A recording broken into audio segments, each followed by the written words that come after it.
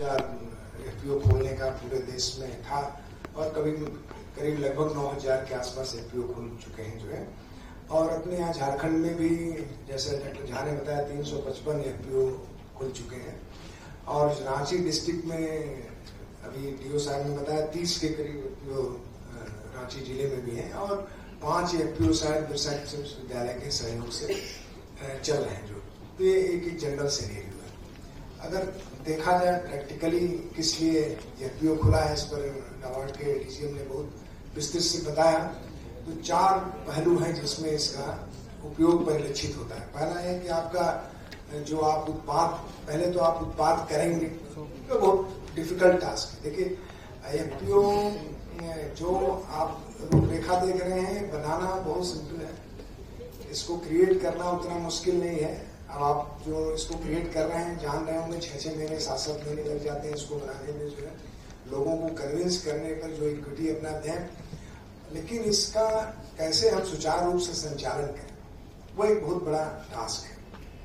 तो थ्योरेटिकली अगर देखें तो 4-5 बिंदुओं पर एफपीओ को वर्क करना है कि हम कैसे जो है मार्केट किसानों को दिलाएं, यानी जो संगठित व्यापार नहीं है किसान के यहाँ कैसे हम संगठित व्यापार कराएं। वो इटसेल्फ बहुत बड़ा एक जो है स्वतः एक बहुत बड़ी विषय वस्तु है जिस पर चर्चा करने की जरूरत है।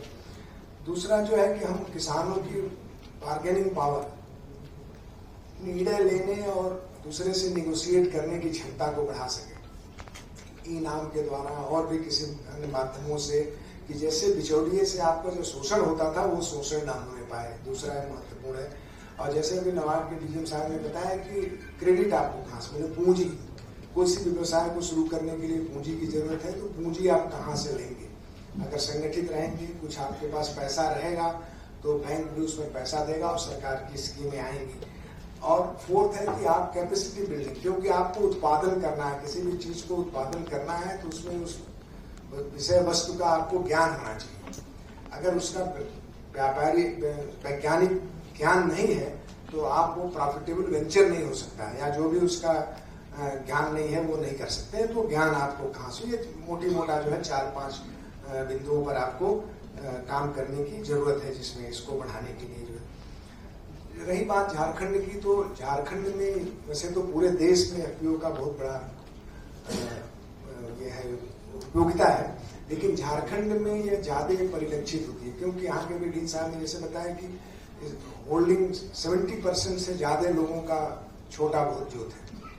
और छोटे जोत में अगर मान लीजिए आप बासमती ही लगा दें, काला नमक लगा दें, कोई आम का ही हो रहा है, अगर मान लीजिए थोड़ा उत्पाद होता है तो उसका उचित मूल्य आपको नहीं मिल पाता है बाजार में। तो जब संगठित होकर के उसके विपणन करेंगे या आप सामूहिक रूप से, एकदम ये कोऑपरेटिव नहीं है लेकिन ये एफपीओ डिसाइड करें कि हम मान लीजिए बहुत बड़े पैमाने पर धान की कौन सी प्रजाति लगाएंगे, एक तरह की प्रजाति लगाएंगे तो दाना एक तरह का होगा, उसका प्रसंस्करण करना एक तरह से होगा, तो उसका मूल्य भी बाजार में एक तरह से मिलेगा। तो आपकी सभी जो ऊपर क्रेडिट भी उस पर मिलेगा आपको, फिर आपकी मार्केटिंग एबिलिटी भी बढ़ जाएगी और आप जो है बार्गेनिंग भी कर सकते हैं प्राइस का।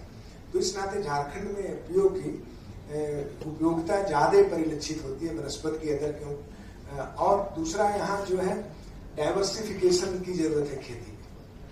आप ऐसा नहीं है कि जैसे हरियाणा में या वेस्टर्न यूपी में जाएंगे 1000 ऑफ हेक्टर वीट लगा हुआ है, तो उसका प्रसंस्करण करना आसान है, उसकी मार्केटिंग करना आसान है, ज्यादा पैदावार हो रहा है तो आप इससे जो पर्टिकुलर एक फार्मर से उसकी क्रेडिट एबिलिटी भी ज्यादा है, वो ऋण ले सकता है ज्यादा, जहाँ चाहे उसके बाद ट्रैक्टर है, गाड़ी है, बेच सकता है। लेकिन यहाँ क्या डाइवर्सिफिकेशन, जो अगर आय किसान का बढ़ाना है तो आपको निश्चित तौर पर केवल आप उसे कहेंगे धान पैदा करो, उससे नहीं बढ़ेगा। आप उसको फल फूल कराएंगे, उसको मुर्गी पालन कराएंगे, बत्तख पालन कराएंगे, मधुमक्खी कराएंगे, शहद कराएंगे, तो हर किसान के यहाँ मान लीजिए 20-20 अंडे हो रहे हैं तो 20 अंडे लेके रांची में कहाँ आएगा, कहाँ बेचने जाएगा। एक किसान के यहाँ अगर 100 किसान है, 20 अंडे उसके पर घर हो रहे हैं तो 2000 अंडे हो गए, 2000 अच्छे से बिक सकते हैं कहीं जो है, तो अब उसकी आय बढ़ सकती है। तो डाइवर्सिफिकेशन होने पर इस एफपीओ का जो है उपयोगिता बहुत ज्यादा बढ़ जाती है। दूसरा क्या है,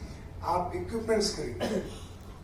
आने वाले दिनों में भी हम जैसे मार्केट में बात कर रहे थे, सरकार इंडिविजुअल किसान को व्यक्तिगत तौर पर कोई किसान ऋण आगे वाले दिनों में नहीं देगी, जैसा परिलक्षित होता है। ऐसा कोई रूपरेखा नहीं बनी है, लेकिन एज ए वैज्ञानिक हमें ऐसा लग रहा है कि आने वाले दिनों में इंडिविजुअल किसान को, क्योंकि रिस्क है, बैंक भी नहीं देगा। एक आदमी 20 लाख लोन ले जाए जिसके पास कोई गारंटी नहीं, खाली जमीन छोड़ करके, और एक जो है आपका ट्रैक रिकॉर्ड है कि आप 10%, जैसे अभी मेवाड़ के रिजीम ने बोला कि आप साल में 10 लाख आपकी टर्नओवर है, तो वो आप ऋण लेने जाएंगे तो बैंक वहां ज्यादा आसानी, उसकी सहूलियत होगी, सोचेगा डूबेगा नहीं, मेरा पैसा दे जाएगा, तो रिस्क कम है वहां पर। तो सभी जो सुविधा सरकार से मिल रही है आप एफपीओ के माध्यम में मिलेगी। जैसे आज ट्रैक्टर लेना है एफपीओ के माध्यम से सब्सिडी, ड्रोन लेना है एफपीओ के माध्यम से, आप छोटे छोटे गांव में इम्प्लीमेंट्स हैं वो एफपीओ के माध्यम से मिल रहा है, और एफपीओ उसको अपना जो है कस्टम हायरिंग में जो है गांव में चलाए, जो है उसकी भी आय बढ़ेगी और किसान को सुविधा मिल सकती है, जो कि इंडिविजुअल किसान के लिए बहुत मुश्किल होगी। अब जिसके पास 2 एकड़ है वो ट्रैक्टर लेके क्या करेगा। लेकिन अगर 100 किसान है, 2 एकड़ वाले हैं, गांव में ट्रैक्टर का उपयोग हो सकता है, खाली समय में वो कहीं चल सकता है, फार्म इम्प्लीमेंट्स में नहीं होगा तो और भी कृषि कार्य में कर सकता है, और भी मार्केटिंग में कर सकता है, तो इनकम आपको होगी। तो इस परिप्रेक्ष्य में भी झारखंड में एफपीओ को बढ़ने की संभावना बहुत ज्यादा है। कुछ चीजें में जो जहां तक बिरसा यूनिवर्सिटी का सवाल है, हम लोग जो है आपको तकनीकी रूप से सहयोग करेंगे, हम आपको प्रशिक्षण प्रदान करेंगे। कुछ छोटे बड़े और भी जो हमारे एसटी एससी और एसपी प्रोग्राम है, उसमें भी हमें अगर सरकार से कुछ फंड मिलता है आपके थ्रू खर्च करने के लिए, तो उसको भी हम लोग बढ़ावा देंगे। कहने का तात्पर्य है कि बिरसा कृषि विश्वविद्यालय जो भी नियम और परिनियम के अंतर्गत जो भी सहयोग और सपोर्ट कर सकता है एफपीओ को, करने के लिए तत्पर है, और हम लोग करते रहेंगे। लेकिन कुछ बातों पर एफपीओ को अगर अपने पैर पर खड़ा होना है तो 2-4 बातें जरूर उसको ध्यान में रखना है। देखिए क्या होगा, आपको कभी यह नहीं सोच के एफपीओ बनाना है कि हमें 6 लाख रुपया मिलना है 3 साल में, तो हम 6 लाख रुपया सरकार का लेना है इसलिए हमें एफपीओ बनाना है, तब आपका एफपीओ नहीं चलेगा। और मैं बहुत से ऐसे पर्सनली भी एफपीओ को जानता हूं, उनका उद्देश्य केवल यही रहा, तो वो चलेगा नहीं आपको। तो आपको क्या है, जो एफपीओ, जैसे झारखंड में जितने एफपीओ हैं, मान लीजिए रांची में 30 है, तो क्या हम 30 एफपीओ आपस में मिलते जुलते हैं? क्या एक दूसरे की कमी को दूसरे को परखने का चांस हमें मिलता है? एक ऐसा एक साल में 6 महीने 3 महीने में जरूर एक कार्यशाला होनी चाहिए, जो केवल उसमें कोई वैज्ञानिक और एक्सपर्ट नहीं बोले, एफपीओ वाले ही बोले, और वो बताएं कि भाई हम किस क्षेत्र में हम अग्रणी हैं। मान लीजिए एक एफपीओ शहद में कर सकता है, वो अग्रणी है, तो क्या दूसरा एफपीओ उसको अडॉप्ट कर सकता है? अडॉप्ट करेगा तो कैसे होगा? तो कोई मशरूम पैदा कर रहा है तो दूसरा उसका कैसे लाभ ले सकता है, जो है।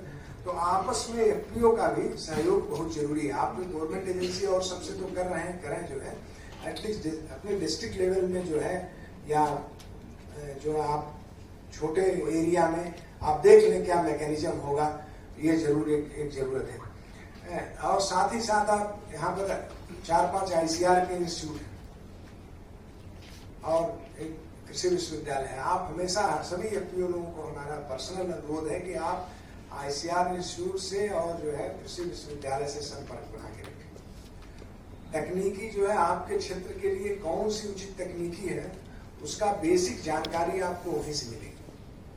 और नहीं भी तकनीकी यहाँ से मिलती है तो आप उनको कहें। कई बार ऐसा होता है, आपने सुना कि भाई किसी मध्य प्रदेश में, वेस्ट बंगाल में ये चीज बहुत अच्छा हो रहा है, मछली का ये प्रजाति है बहुत अच्छी हो रही है, आप आए यहाँ वैज्ञानिक से डिस्कस करें, वो अपनी प्रजाति बताएं सर वेस्ट बंगाल में तो सुनने में आ रहा है, गया था, मिला था, देखा था, ये अच्छा है।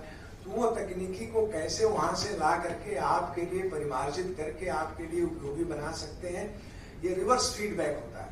आपके द्वारा जो सुझाव मिलेंगे उस पर भी हम काम करके और उस तकनीकी के आपके लिए उपयोगी बना करके वापस दे सकते हैं। तो आप इससे भी सहयोग करें। जो है सरकार की नीतियों की जानकारी होनी चाहिए, बहुत सा जो है लैकिंग है। मैंने बहुत पहले ज्वाइन किया, तभी अपने विश्वविद्यालय में सभी एक्सटेंशन वर्कर्स को और जो भी क्षेत्र में जाते हैं उनको बोला कि सब लोगों के डायरी में लिखा हुआ होना चाहिए। हम लोग आईसीआर में काम करते थे, डायरी के फ्रंट पेज में कौन पर भारत सरकार की कृषि की 25-30 नीतियां हैं, क्या उसका जिस्ट है, सब लोग पढ़ते थे और रखे रहते थे कि कब कहाँ किस मीटिंग में कहाँ आपको एडवाइस देना पड़ जाए, बोलना पड़ जाए। तो यहाँ सबको मैंने कहा है कि वो कौन सी, आपको भी जानने की जरूरत है। एक आप डिस्प्ले बोर्ड अपने एफपीओ में लगाएं।